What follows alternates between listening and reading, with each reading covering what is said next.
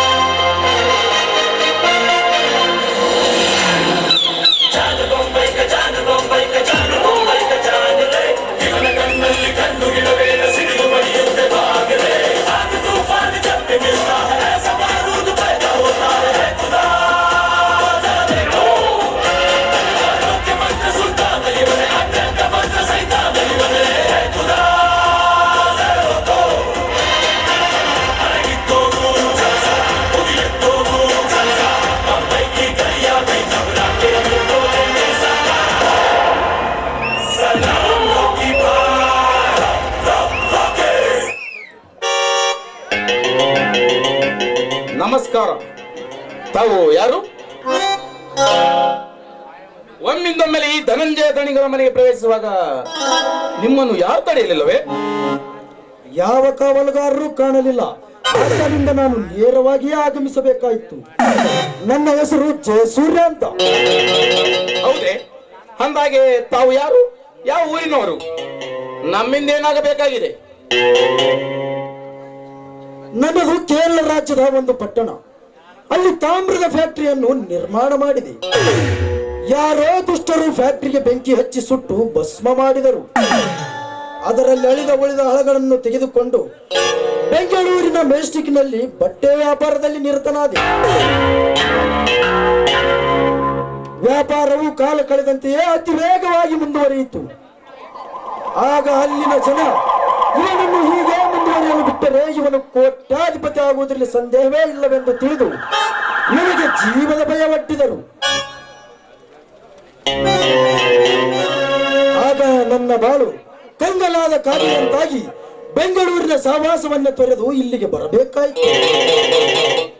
Very good, ಒಳ್ಳೆ ಕೆಲಸವನ್ನೇ ಮಾಡಿರುವಿರಿ. ಎತ್ತಡ ಮಾಮರ ಎತ್ತಡ ಗೋಗಿಲಿ, ಎತ್ತಿಂದೆತ್ತ ಸಂಬಂಧವೆಂತಯ್ಯ. ಎಲ್ಲಿಯ ಕೇರಳ ರಾಜ್ಯ, ಅದೆಲ್ಲಿಯ ಬೆಂಗಳೂರು, ಇದು ಎಲ್ಲಿ ನಮ್ಮ ಮನೆ.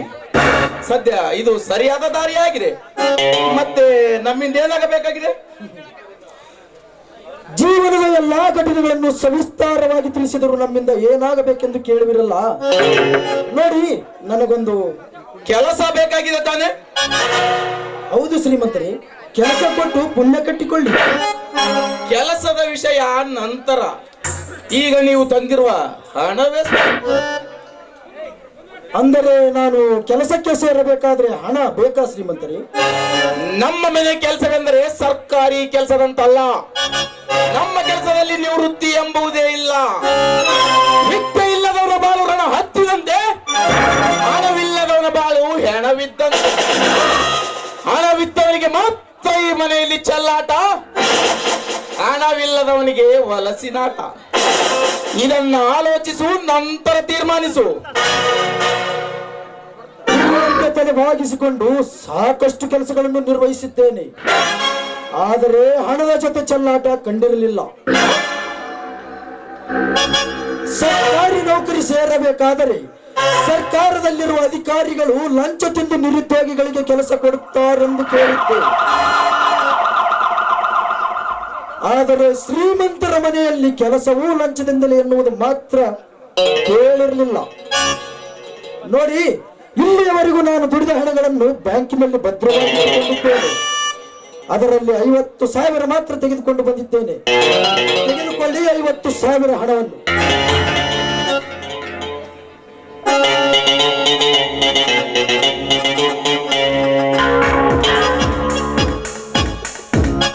ನೋಡು, ನೀನು ಬಂದ ದಾರಿ ಸುಗಮವಾಗಿದೆ. ನಿಂತು ಮಾತನಾಡುದು ಬೇಡ. ಈಗ ನೀನು ಕಾಫಿ ಸೇವಿಸುವ ಅಥವಾ ಸಿಹಿಯಾದ ಊಟವನ್ನೇನಾದ್ರೂ ಸೇವಿಸುವೆಯೋ? ಛೇ, ನನಗದಾವುದು ಇಷ್ಟವಿಲ್ಲ. ನಾನು ಸೇವಿಸುವುದು ಬ್ರಾಂದಿ, ವಿಸ್ಕಿ, ರಮ್ಮು, ಅಮಲಿನ ಪದಾರ್ಥಗಳು ಮಾತ್ರ. Correct mister Jayasurya, you are correct. ಈ ಮನೆಯಲ್ಲಿ ತಂದೆ ತಾಯಿ ಬಂಧು ಬಳಗವನ್ನೆಲ್ಲ ಬಿಟ್ಟು ಬೇರೆ ಯಾವ ವಿಷಯಕ್ಕೂ ಕೊರತೆ ಇಲ್ಲ. ಬನ್ನಿ ಡ್ರಿಂಕ್ಸ್ ಮಾಡೋಣ.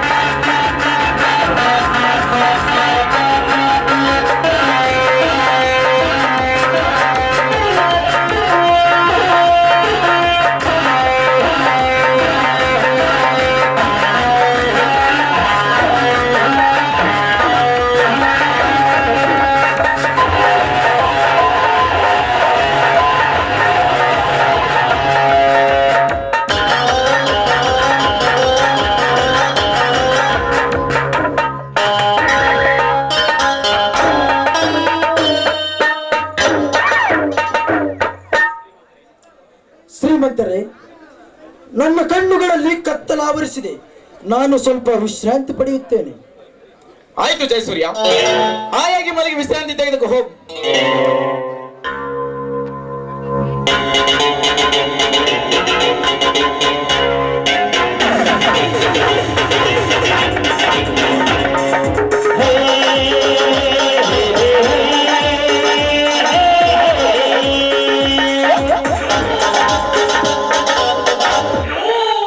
ಮಲಗು ಬೆಪ್ಪ ಮಲಗು.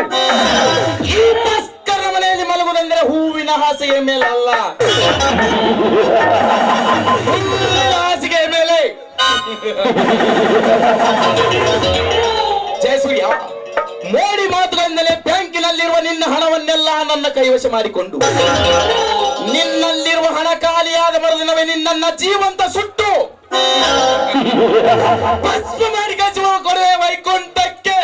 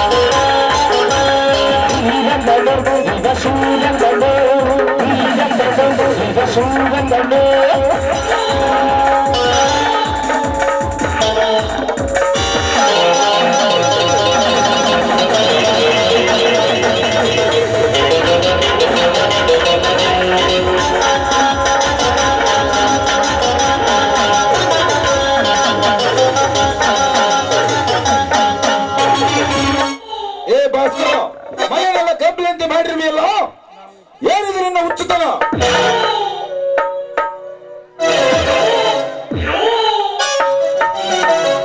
ನೋಡಿ, ಬೆಂಗಳೂರಿನಿಂದ ಒಬ್ಬ ಬಿಸಿನೆಸ್ ಮ್ಯಾನ್ ನಮ್ಮನ್ನು ನಂಬಿಕೊಂಡು ಇಲ್ಲಿಯವರೆಗೆ ಬಂದಿದ್ದಾನೆ. ಆದ್ದರಿಂದ ಅವನೊಂದಿಗೆ ಅಮಲಿನ ಪದಾರ್ಥ ಸೇವಿಸಬೇಕಾಯ್ತು. ದಯವಿಟ್ಟು ತಪ್ಪು ತಿಳಿಯಬೇಡಿರಿ. ಅಂದರೆ ಅವನ ಸಂಪೂರ್ಣ ಮಾಹಿತಿಯನ್ನು? ಇವನ ಹೆಸರು ಜಯಸೂರ್ಯ, ಬಟ್ಟೆ ವ್ಯಾಪಾರಸ್ಥ. ಅದ್ಯಾವುದೋ ದುರಹಂಕಾರ ದುರಾಡಳಿತರ ಕೈಗೆ ಸಿಕ್ಕು ದಿಕ್ಕು ತೋಚದ ನಮ್ಮನ್ನು ನಂಬಿಕೊಂಡು ಇಲ್ಲಿಯವರೆಗೂ ಬಂದಿದ್ದಾನೆ.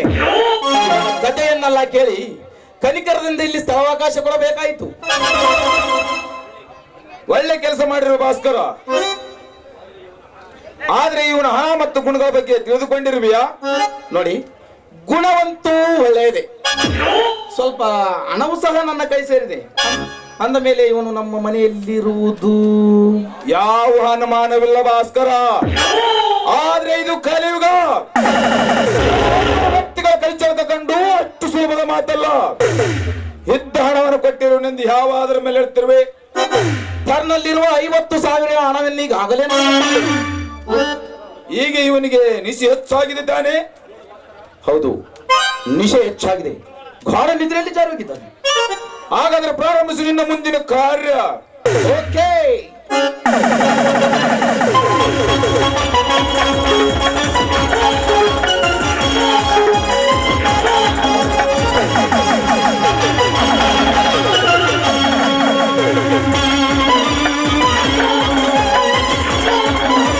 ಭಾಸ್ಕರ, ಇವನಲ್ಲಿ ಹೆಚ್ಚಿದ ಹಣ ಇಲ್ಲದಿರುವುದು ಖಚಿತವಾಯಿತು. ಬ್ಯಾಂಕಿನಲ್ಲಿ ಹಣ ಇಟ್ಟಿರುವುದು ಖಂಡಿತ. ಇಂದಿನಿಂದ ಹಣ ನಮ್ಮ ಕೈಗೆ ಸೇರಬೇಕಾದರೆ ಕಂಡ ಹೆಂಡದ ಜಾಲಲ್ಲಿ ಇವನೆಲ್ಲ ಸಿಲುಕಿಸಿದರೆ ನಾವು ಹಾಕಿದ ಒಂದೊಂದು ಪ್ಲಾನಿಂಗ್ ಎಲ್ಲ ಒಪ್ಪಿಕೊಳ್ಳುತ್ತಾನೆ. ಇಷ್ಟು ಸಹಕಾರ ಇವನಿಗೆ ಕೊಡದಿದ್ದರೆ ಇವನಿಂದ ಯಾವ ಹಣವು ನಮಗೆ ಸಿಗುವುದಿಲ್ಲ.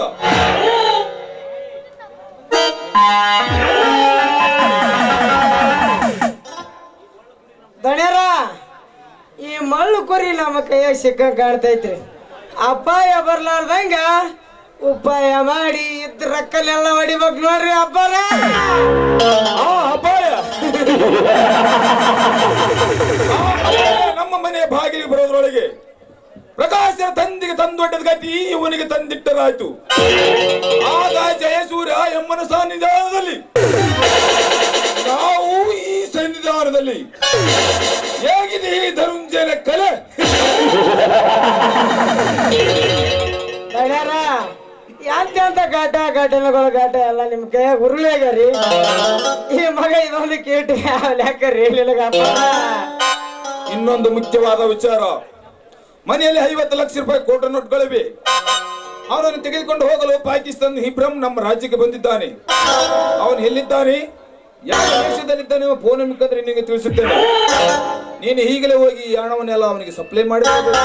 ಸರಿ, ಹಾಗಾದರೆ ಒಪ್ಪಿಸಿರುವ ಆ ಕೆಲಸವನ್ನು ಬೇಗನೆ ಮುಗಿಸಿಕೊಂಡು ಬರ್ತೇನೆ. ನಂತರ ಮುಂದಿನ ಕಾರ್ಯ ಕೈಗೊಳ್ಳೋಣ.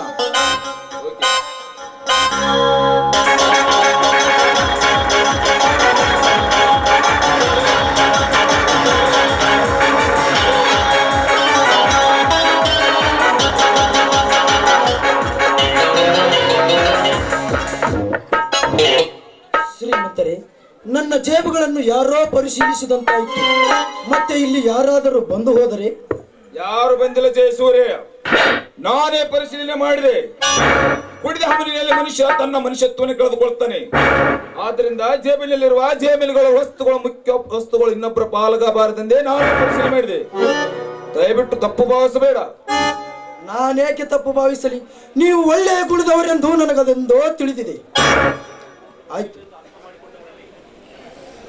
ನಮ್ಮನ್ನು ಒಳ್ಳೆಯವರೆಂದು ಅರ್ಥ ಮಾಡಿಕೊಂಡವನು ನೀನೊಬ್ಬನೇ. ನಮ್ಮ ಮನೆಯನ್ನು ನಿಮ್ಮ ಮನೆಯೆಂದು ತಿಳಿದುಕೊಂಡು ಆಯಾಗಿರು. ಯಾವ ಸಮಸ್ಯೆ ಸುಳಿದಂತೆ ನಾನು ನೋಡಿಕೊಳ್ಳುತ್ತೇನೆ. ಆಯ್ತು, ನಿಮ್ಮ ಹೇಳಿಕೆಯಂತೆ ಯಾವ ವಿಷಯವಿದ್ದರೂ ಗುಪ್ತವಾಗಿಯೇ ನೆರವೇರಿಸೋಣ. ನೋಡಿ ಶ್ರೀಮಂತರೇ, ಬ್ಯಾಂಕಿನಲ್ಲಿ ಇನ್ನೂ ಸ್ವಲ್ಪ ಹಣವಿದೆ. ಅದನ್ನ ಡ್ರಾ ಮಾಡಿಕೊಂಡು ಬರಲು ನಾನು ಹೋಗಬಹುದೇ?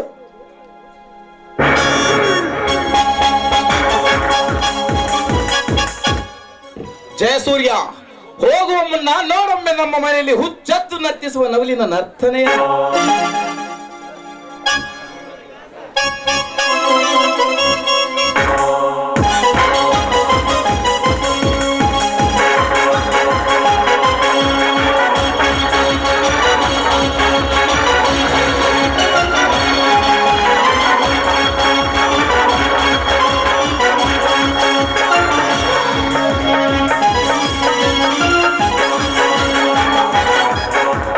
Sarigama Karwa, the perfect gift for your loved ones. Where is Milky? Milky?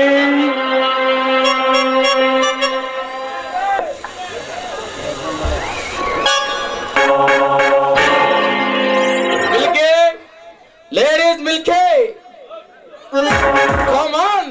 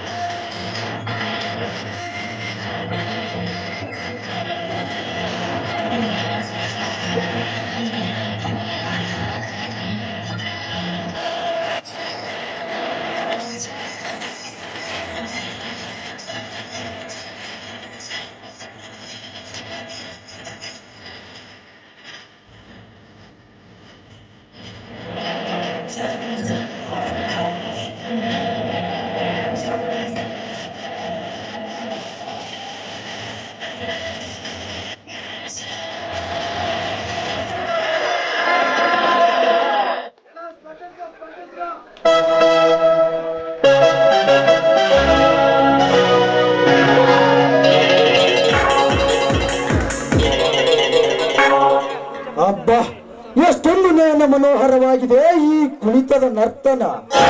ಇದನ್ನೆಲ್ಲ ನೋಡಿದ ನನಗೆ ಸ್ವರ್ಗವೇ ತರಗಿಳಿದಂತಾಯಿತು. ಶ್ರೀಮಂತರೇ, ನಾನು ಮತ್ತೊಮ್ಮೆ ಬರುತ್ತೇನೆ.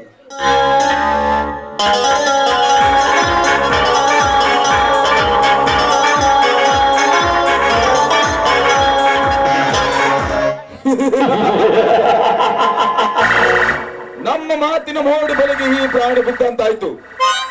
ಅವನಲ್ಲಿರುವ ಹಣವನ್ನೆಲ್ಲ ನಮ್ಮ ಕೈಗೆ ಸೇರಿ ಬಿಟ್ಟರೆ ನಾವು ಕುಣಿಸಿದಂತೆ ಕುಣಿವ ಕರಡಿ ಆಗುತ್ತಾನೆ ಇವನು. ತಡ್ಯಾರ, ಇವನು ವೇಷಭೂಷಣ ಮಾತಿನ ಶೈಲಿ ನೋಡಿದ್ರ ಇವನೊಬ್ಬ ಗುಪ್ತದಳದ ಅಧಿಕಾರಿ ಅಂತ ಕಾಣ್ತಾಳ್ರಿ. ಇವನ್ ಮ್ಯಾಲೆ ಯಾಕ ನನಗೆ ಸ್ವಲ್ಪ ಸಂಶಯ ಬರ್ಲಿಕ್ಕತ್ತೈತಿ ನೋಡ್ರಿ. ನಾವು ಮಾತನಾಡುವ ವ್ಯವಹಾರದ ವಿಷಯಗಳನ್ನೆಲ್ಲ ಕೇಳಿಸಿಕೊಂಡಿರುತ್ತಾರೆ. ಈ ಸುದ್ದಿಯನ್ನು ಸಮಾಜದ ಜನತೆಯ ಮುಂದೆ ಕಾಲ್ಗಿಚ್ಚಿನಂತೆ ಹೆಪ್ಪಿಸಿದರೆ ನಮ್ಮನ್ನ ನಂಬಿದ ಜನತೆ ನಮ್ಮ ವಿಶ್ವಾಸವನ್ನು ಕಳೆದುಕೊಳ್ಳುತ್ತಾರೆ. ನಮ್ಮ ಸುದ್ದಿ ಸುಳಿವನ್ನು ಹೀಜಯಿಸುವುದು ಹಬ್ಬಿಸಿ ನಿಜವಾದರೆ ಹುಟ್ಟಿನಿಂದ ಅವನ ದೇಹವನ್ನು ಇಬ್ಬಾಗ ಮಾಡಿ ರಕ್ತದ ಕಾಲುವೆನ ಹರಿಸಿ ಬಿಡೋಣ. ಈ ಸಣ್ಣ ವಿಷಯವನ್ನು ತಲೆಯಲ್ಲಿಟ್ಟುಕೊಳ್ಳದೆ ನಾನು ಹೇಳಿದ ಕೆಲಸವನ್ನು ಬೇಗ ಮುಗಿಸಿಕೊಂಡು ಹೋಗು. ಓಕೆ, ಒಪ್ಪಿಸಿರುವ ಕೆಲಸವನ್ನು ಬೇಗನೆ ಮುಗಿಸಿಕೊಂಡು ಬರ್ತೇವೆ.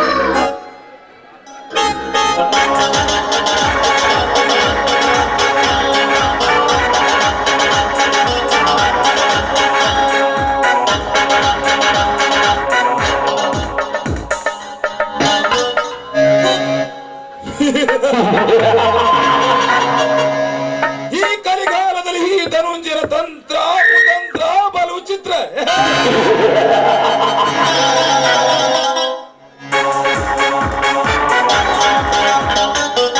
ಹಿಂದಿನ ಬಡಕುಂಡಿಗಳಿಗೆ ಯಾವ ರೀತಿ ತಂತ್ರ ಚದುರಂಗದ ಆಟವನ್ನು ಹತ್ತು ಮಾಡಿಕೊಳ್ಳಲು ನೀನೊಂದು ನಾನು ಸಾಗಿರುವ ಸ್ವಾನ.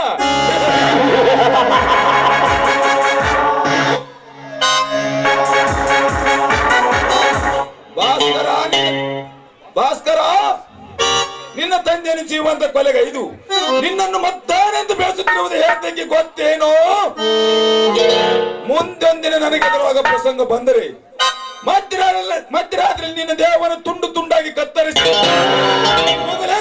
ನಿಂತಿದೆ ಮಾಡಿ ಲೂಗುದಾಕುವೆ ನಿನ್ನ ಮೃತದೇಹ. ಆಗ ಇದೆಲ್ಲ ನನ್ನದೇ, ಫ್ಯಾಕ್ಟರಿಯು ನನ್ನದೇ, ಇಡೀ ಸಾಮ್ರಾಜ್ಯವು ನನ್ನದೇ.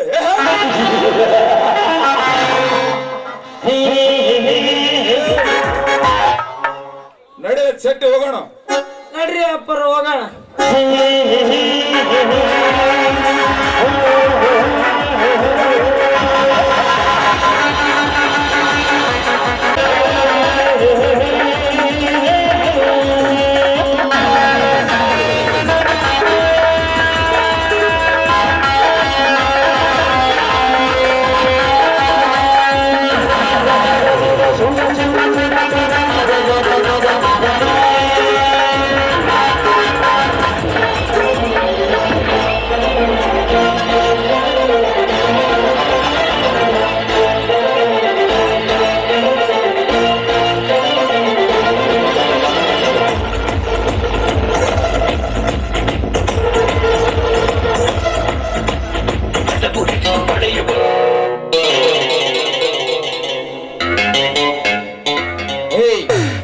ನಿಲ್ಲು ಸಿಂಚನ. ಯಾರ್ ನೀವು?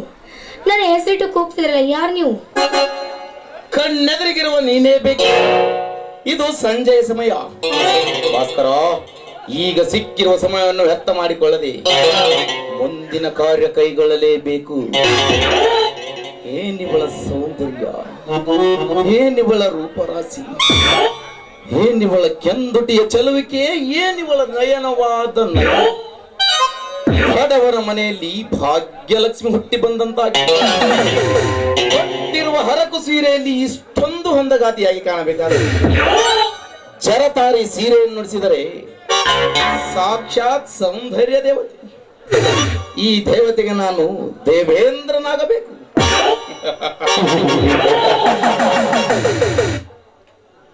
ನನ್ನನ್ನು ತಡೆದು ನಿಲ್ಲಿಸಿ ಏನು ಆಳವಾದ ವಿಚಾರಲಿದ್ರಲ್ಲ, ತಾವ್ಯಾರು? ಯಾರು?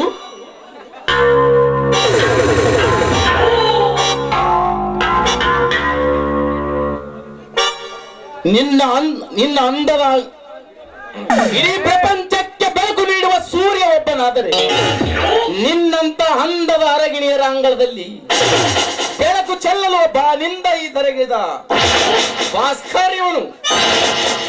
ಅಂದರೆ ಮಾನವಂತರ ಮನೆಯನ್ನು ಮುರಿಯುವ ಆ ಧನಂಜಯ ಮನೆಯಲ್ಲಿರುವ ಭಾಸ್ಕರ್ ನೀವೇ? ಹಿಂದೊಮ್ಮೆ ಮಾಡೋ ನಿಂಗೆ ಸನ್ಮಾನ ಮರೆತಂತೆ ಕಾಣಿಸುತ್ತೆ. ಸಿಂಚನ, ಹೋಗಿರೋ ವಿಚಾರವನ್ನು ಮತ್ತೆ ಕೆದಕಿ ನನ್ನ ಕೋಪಾಗ್ನಿಯಲ್ಲಿ ಸುಟ್ಟು ಬೆಂದು ಹೋಗದಿರು. ಅಂದು ನೀ ಹೊತ್ತಿಸಿದ ಕಿಚ್ಚು ಅಚ್ಚಳಿಯದೆ ಉಳಿದಿದೆ ನನ್ನ ಅಂತರಾಳದಲ್ಲಿ. ಈಗ ಸುಮ್ಮನೆ ಅರ್ಥವಿಲ್ಲದ ಮಾತುಗಳನ್ನಾಡಿ ಸಿಕ್ಕಿರುವ ಸಮಯವನ್ನು ವ್ಯರ್ಥ ಮಾಡಿಕೊಳ್ಳದೆ ಹತ್ತಿರ ಬಾ. ಏಯ್, ನಿನ್ನ ಸಿರಿತನಕ್ಕೆ ಮರಳಾಗಿ ನೀನು ಕರೆದ ಕ್ಷಣ ನಿನ್ನ ಮನೆ ಜೊತೆ ಮಲಗಲು ನಾನಿನ ಬಜಾರಿನ ಸೂಳೆ ಅಲ್ಲ. ನನ್ನ ಬಂದ್ರೆ ನಿನ್ನ ಹೆಣೆ ಸಹಿತ ನಿನ್ನ ಮನೆಗೆ ಮುಟ್ಟುವುದಿಲ್ಲ. ಅಣ್ಣನೇನು ಹುಲಿ ಹುಲಿ ಎಂದು ಹೇಳುವುದು ಒಳ್ಳೆ ಡೈಲಾಗ್. ದಿನನಿತ್ಯವೂ ದುಡಿದುಣ್ಣುವ ನಿನ್ನಣ್ಣಂದಿರು ಹುಲಿಯಾಗುವರೆ? ವೀರಾದು ವೀರರು ಕಾಲು ಕೆದರಿ ಬಂದರು ಅನ್ನಲಾರ ಈ ಭಾಸ್ಕರ. ಆ ಬಾವಿನಿ ನಿನ್ನ ಮೃದುವಾದ ದೇಹವನ್ನು ನೋಡುತ್ತಾ ನಿಂತರೆ ಈ ಬೃಂದಾವನಕ್ಕೆ ಕರೆದೊಯ್ಯುವ ಆಸೆ ಅತಿಯಾಗುತ್ತದೆ ನನಗೆ. ಅದು ನಿಂತು ಮಾತಾಡ ಶಾಣದ ಕುಲ ಮುಂದೆ ಬಂದ್ರೆ ಆ ಶಿವತನ ಹೊರಗೆ ಬಿಟ್ರೆ ಸುಟ್ಟು ಭಸ್ಮದೆ ಜೋಕೆ. ಪರಶಿವ ದಿನನಿತ್ಯವೂ 10 ಕೊಲೆ ಮಾಡಿ ಮುಚ್ಚಾಕುವ ಕೆಟ್ಟ ಸೂಳೆಯ ಮಕ್ಕಳಿಗೆ ಯಾವ ಶಿಕ್ಷೆ ಕೊಟ್ಟಿದ್ದಾರೆ ನಿನ್ನ ಪರಮಶಿವ?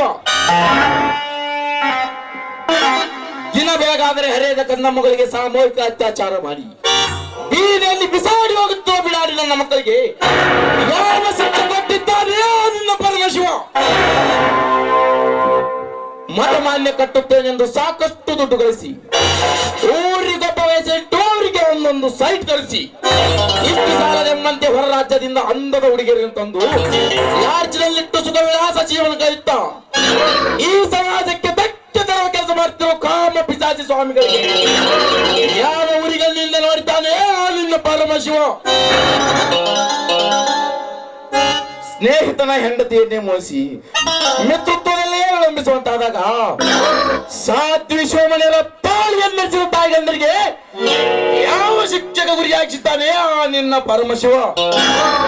ಸಿಂಚನ, ಸುಮ್ಮನೆ ದೇವರಿದ್ದಾನೆ ದೇವತೆಗಳಿದ್ದಾರೆಂದು ಮೂಢನಂಬಿಕೆಯಲ್ಲಿ ಕಟ್ಟುಕೊಂಡು ನಿನ್ನ ಭವ್ಯವಾದ ಬಾಳನ್ನು ಹಾಳು ಮಾಡಿಕೊಳ್ಳದೆ ಒಲಿದು ಬಂದ ಈ ನಲ್ಲನ ಆಸೆಯನ್ನು ಪೂರೈಸು ಬಾ. ತಾಯಿ ಗಂಡ ಸಮಾಜದಲ್ಲಿರುವ ನಿನ್ನಂತ ಗಂಡಸರು ನಮ್ಮಂತ ಹೆಣ್ಮಕ್ಳ ಮೈ ಮುಡ್ತಿರೋದು ನಿನ್ನ ಕನಸಿನ ಮಾತು. ಮೇಲಾಗಿ ಕಾಂಚನ ನನ್ನ ಹೆಂಡತಿ. ನನ್ನ ಹೆಂಡತಿ ಆದ್ರೆ ನಾನು ನಿನಗೆ ತಾಯಿ ಆಗಬೇಕು. ಸಮಾಜ ಸೂಟನ್ನು ಮುರಿದು ಮೈ ಮೇಲೆ ಬರೋ ಬೀದಿ ನಾಯಿ ನೀನು.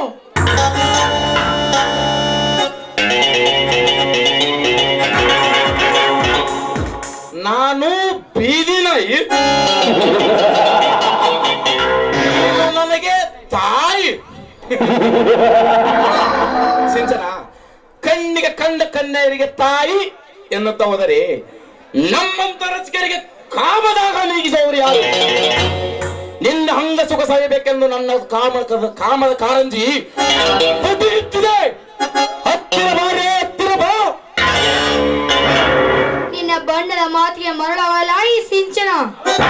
ನೋಡು, ಧರ್ಮವನ್ನು ಮರೆತು ಬದುಕು ಹೆಣ್ಣು ನಾನಲ್ಲ. ಸುಮ್ಮನೆ ಹೋಗು, ನನ್ನ ಬರೋ ಟೈಮ್ ಆಯ್ತು.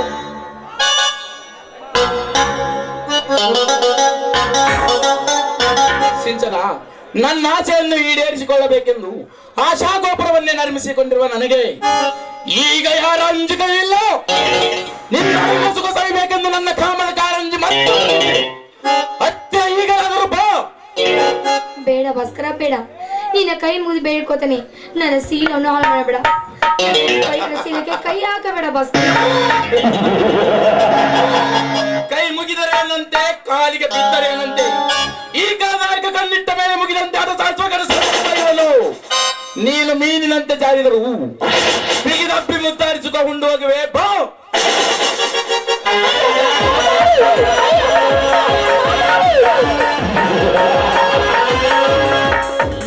ಕಾಮದ ಕುನ್ನಿ ಬಿಡ ಹಿಡಿಯುವ ಅಬಲೆಯ ಕೈಯನ್ನು.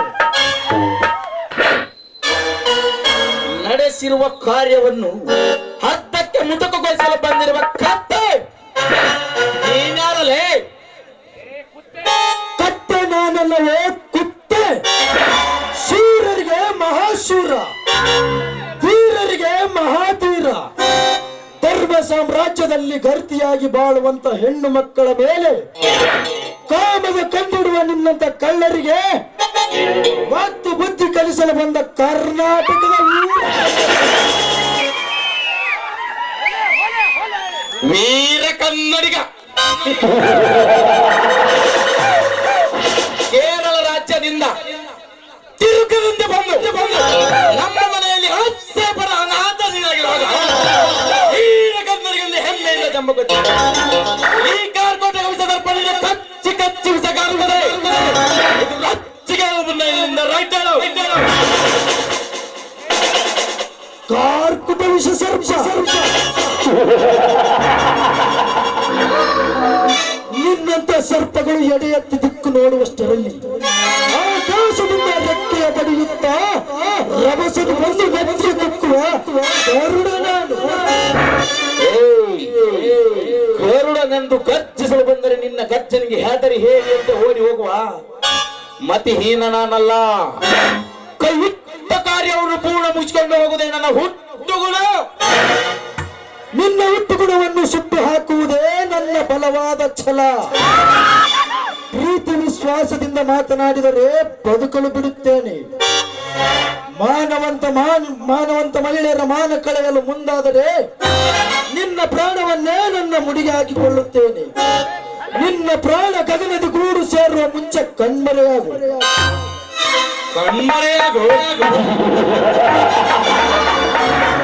ಕಣ್ಮರೆಯಾಗುತ್ತೇನೆ ಜಯಸೂರ್ಯ. ನಿನ್ನ ಕೊಂಕು ಮಾತುಗಳಿಗೆ ಹೆದರಿ ಹೇಳಿಯಂತೆ ಓಡಿ ಹೋದನೆಂದು ಹರುಷದಿಂದ ಹಬ್ಬ ಮಾಡದಿರು.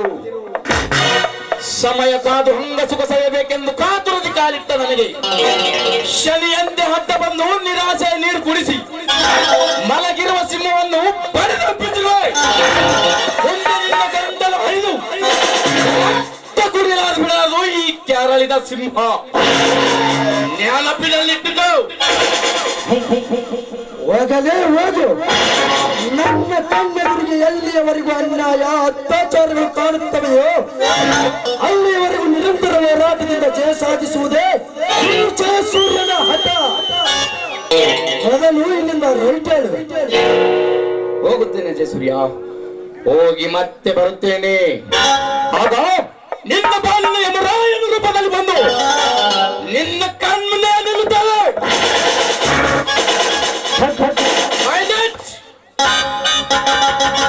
ಹುಷಾರ್.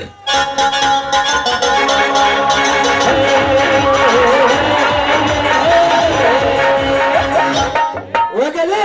ನೀನು ಯಮರಾಯನ ರೂಪದಲ್ಲಿ ಬರುವಷ್ಟರೊಳಗಡೆ ನಾನು ವೀರಭದ್ರ ರೌದ್ರಾವತಾರ ತಾಳಿ ನಿನ್ನ ರಕ್ತ ಕುಡಿಯಲು ಸಿದ್ಧನಾಗಿದ್ದೇನೆ. ಸರಿಯಾದ ಸಮಯಕ್ಕೆ ಬಂದು ನನ್ನ ಮಾನ ಪ್ರಾಣ ಕಾಪಾಡಿದ್ರಿ. ಈ ನಿಮ್ಮ ಋಣವನ್ನು ಹೇಗೆ ತೀರಿಸಲಿ? ಚೇಚೆ, ಋಣದಂತ ಮಾತೇಕೆ? ಜಗದ ಜನನಿ ಎಂದು ಪೂಜಿಸುವ ನಮ್ಮ ಕನ್ನಡ ನಾಡಿನ ಯಾವ ಹೆಣ್ಣು ಮಕ್ಕಳಾದರೂ ಸರಿಯೇ ಅಪಾಯದಂಚಿನಲ್ಲಿರುವಾಗ ರಕ್ಷಣೆ ಮಾಡುವುದು ನನ್ನ ಧರ್ಮ. ಕರ್ಮವೋ ಧರ್ಮವೋ, ಆದ್ರೆ ದಿನ ಬೆಳಗಾದ್ರೆ ಸಾಕು ನಮ್ಮಂತ ಹೆಣ್ಣು ಮಕ್ಕಳ ಮೇಲೆ ಬಲಾತ್ಕಾರ ನಡೀತದೆ. ಈ ಕಾನೂನು ಯಾವಾಗ ಕಣ್ ತೆರೆದು ನೋಡ್ತೇನೋ? ಕಾನೂನಿನ ಬಗ್ಗೆ ಅಷ್ಟೊಂದು ಹಗುರವಾಗಿ ಮಾತನಾಡದಿರಮ್ಮ. ನಾನು ಕೂಡ ಈ ಸರ್ಕಲ್ಗೆ ಇನ್ಸ್ಪೆಕ್ಟರ್ನಾಗಿ ಬಂದಿರುವೆ. ಇಂತಹ ನಿರ್ರಾಕ್ಷಸರನ್ನು ಮಟ್ಟ ಹಾಕುವುದೇ ಬಿಡುವುದಿಲ್ಲ ಈ ಜಯಸೂರ್ಯ. ನಿಮ್ಮ ತನಿಷ್ಠವಂತ ಅಧಿಕಾರಿಗಳು ಅಂತ ಪಾಪಿಗಳಿಗೆ ತಕ್ಕ ಪಾಠ ಕಲಿಸಬೇಕಂದ್ರೆ ನನ್ನ ಆಸೆ. ಆಯ್ತಮ್ಮ, ಈ ಆಸೆಯನ್ನೆಂದು ನಿರಾಶೆ ಮಾಡಲಾರಿ. ನೀವಿನ್ನು ಸುರಕ್ಷಿತವಾಗಿ ಮನೆಗೆ ನಟಿಲ್ಲ. ಆಯ್ತು, ನೀವ್ ಹೇಳಿದಾಗೆ ನಾನು ಮನೆಗೆ ಹೋಗ್ತೀನಿ. ಅಣ್ಣ ದಾರಿ ಕಾಯ್ತಿರ್ತಾನೆ, ಇನ್ನು ಹೋಗಿ ಬರುತ್ತೀನಿ.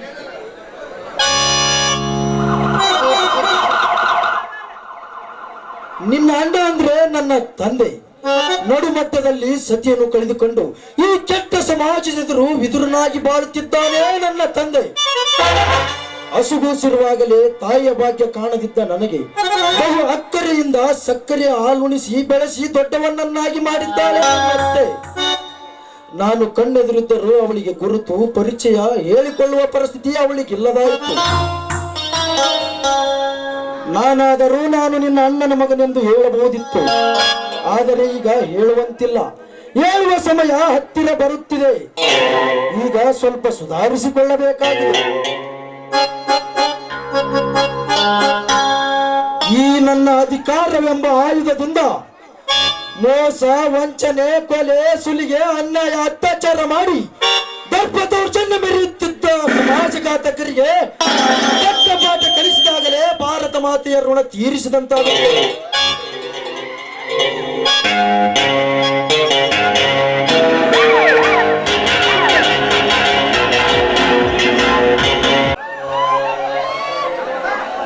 ಅಂತೂ ಅಣ್ಣನ ಅನುಮತಿಯಂತೆ ಪೇಟೆ ಎಲ್ಲ ಸುತ್ತಾಡಿ ಎಲ್ಲಾ ಮೃಗವನ್ನು ನೋಡಿದ್ದಾಯ್ತು. ಕಾಂಚನ, ಇದನ್ನೆಲ್ಲ ನೋಡಿ ನಿನ್ಗೇನ್ ಅನಿಸ್ತು? ನನಗಂತೂ ಬಹಳ ಸಂತೋಷ ಆಗ್ತೀರಿ. ಇಂಥ ಸುಂದರ ಕ್ಷಣಗಳು ನಾನು ಎಲ್ಲಿ ನೋಡಿಲ್ಲ. ಇಂಥ ಶೇಖರ ಪ್ರಾಣಿ ಪಕ್ಷಿಗಳನ್ನು ನಾನು ನೋಡಿದ್ದೆ ಇವಾಗ. ಹಾ, ಇನ್ನೊಂದು ಸಾರಿ ತೋರಿಸ್ಕೊಂಡು ಬರುತ್ತಿರುತ್ತಾನೆ. ಹೌದೇ, ಈ ಕರ್ನಾಟಕದಲ್ಲಿ ಇನ್ನು ನಿಂಗೆ ಏನನ್ನು ನೋಡುವ ಆಸೆ ಆಗಿದೆ? ಹಾ, ಈ ಬೇರೆ ರಾಜ್ಯಗಳಲ್ಲಿ ಎಲ್ಲ ನೋಡುವ ಆಸೆ ಇದೆ, ಆದ್ರೆ ಕರ್ನಾಟಕದಲ್ಲಿ ಯಾವ್ಯಾವ ಅಂತ ನನಗೆ ಗೊತ್ತಿಲ್ಲ ರೀ. ನಮ್ಮ ಕನ್ನಡ ನಾಡಿನ ಬಗ್ಗೆ ನೀನು ಚೆನ್ನಾಗಿ ಇರ್ತಿಲ್ಲ ಅಂತ ಕಾಣ್ತದೆ. ಒಂದೊಂದು ಸ್ಥಳಗಳು ಹಿಂದಿನ ಇತಿಹಾಸವನ್ನೇ ಎತ್ತಿ ತೋರಿಸ್ತೇವೆ, ಗೊತ್ತಾ? ಓ, ಅವು ಯಾವ್ಯಾವು ಅಂತ ಸುಂದರ ಸ್ಥಳಗಳು? ಗಮನವಿಟ್ಟು ಕೇಳಿಸ್ಕೋ. ಕನ್ನಡ ನಾಡಿನ ಹಿರಿದಾದ ಚರಿತ್ರೆಯನ್ನು ಬೇಲೂರು ಹಳೆಬಿಡಿಗೋದ್ರೆ ಶಿಲಾಪಾಲಿಕರ ಬೆಡಗು ಬಿನ್ನಾಣ ಕಾಣುತ್ತೆ.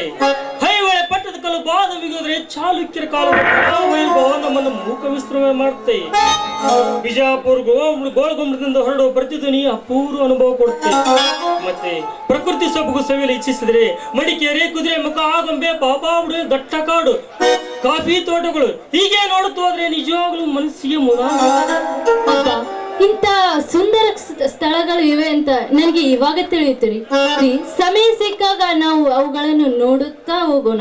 ಬನ್ನಿ, ಈಗ ಸಮಯವಾಗಿದೆ, ಹೋಗೋಣ. ಸ್ವಲ್ಪ ನಿಲ್ಲು ಕಾಂಚನ. ಎಷ್ಟೊಂದು ಸುಂದರವಾಗಿದೆ ಈ ಪರಿಸರ.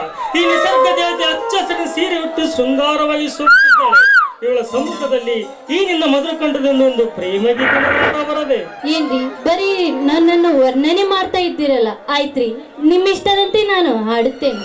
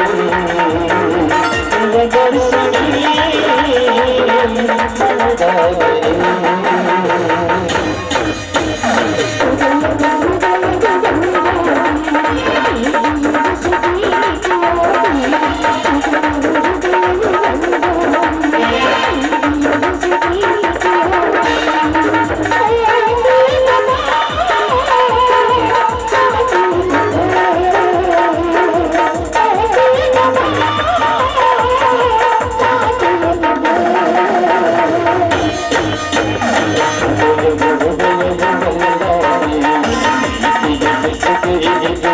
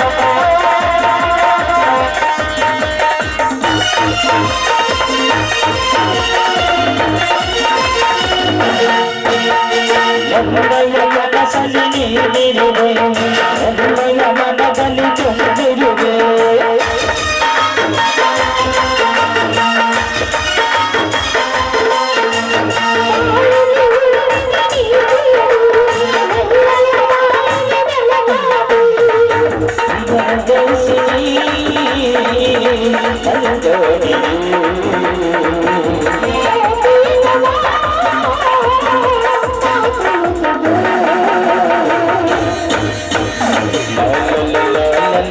la la la la la la la la la la.